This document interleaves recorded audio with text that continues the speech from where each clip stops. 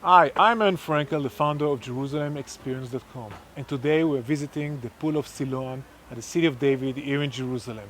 And here with me is Danny Ehrman, also known as Danny the Digger, an archaeologist and a tour guide. So, Danny, what is unique about this place?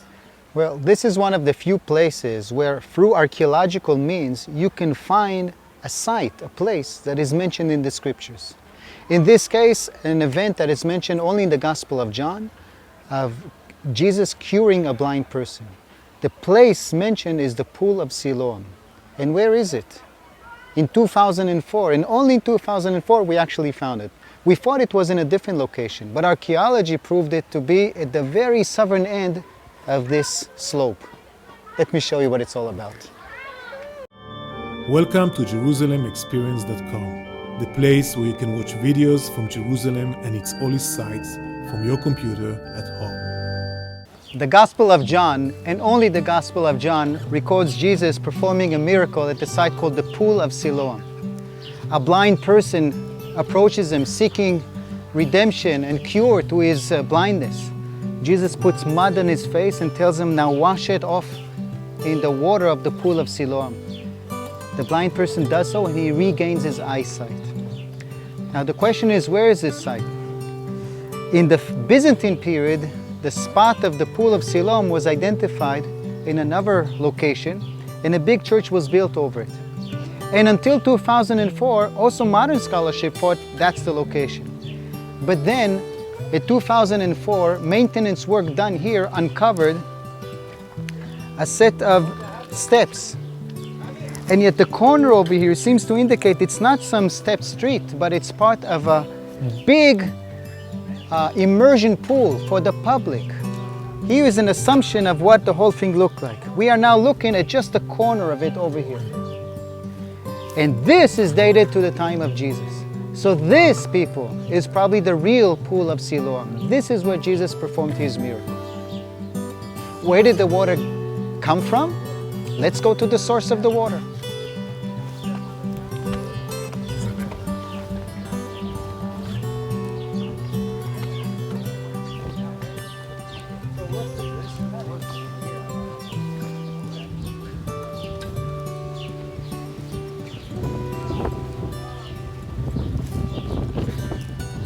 But where did the water of this pool come from? What is the source? Where is the spring? You see that the water accumulates here also today.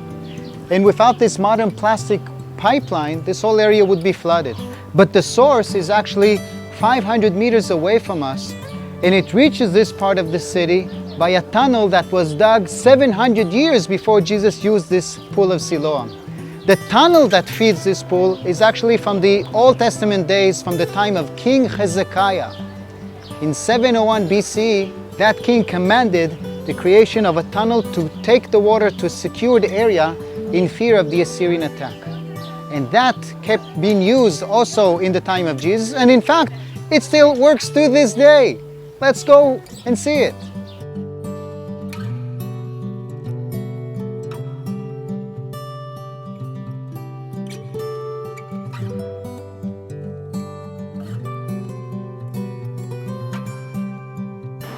But where did the Pool of Siloam get its water from? Apparently, in the time that the pool was operating, they didn't realize that the water source is actually 500 meters away, stemming from a spring which is right beneath our feet. And the tunnel which connected it to the Pool of Siloam was dug 700 years earlier by King Hezekiah, anticipating an Assyrian attack. And it still operates to this day. Let's take a look.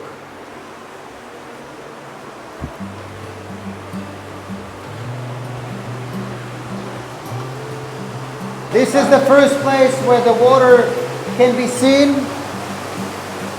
And this is where the water starts running along the Hezekiah's tunnel all the way to the Pool of Siloam.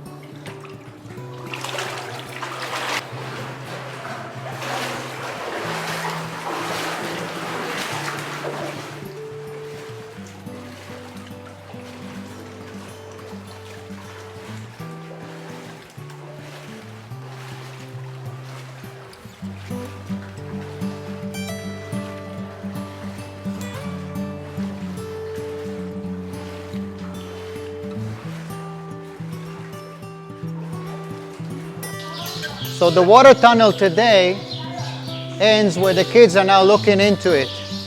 And it feeds this small pool, which already in antiquity was believed to be the Pool of Siloam in Christian ancient times. These pillars are part of an ancient church that was built over here. One pillar is perhaps still standing in its original location over here. But in 2004, by accident, another spot was traced around the corner here, and it proved to be the real Pool of Siloam.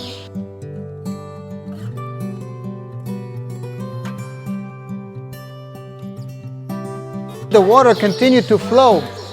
It doesn't end here. And now we understand that this is not the end of the tunnel. The Pool of Siloam is really around the corner.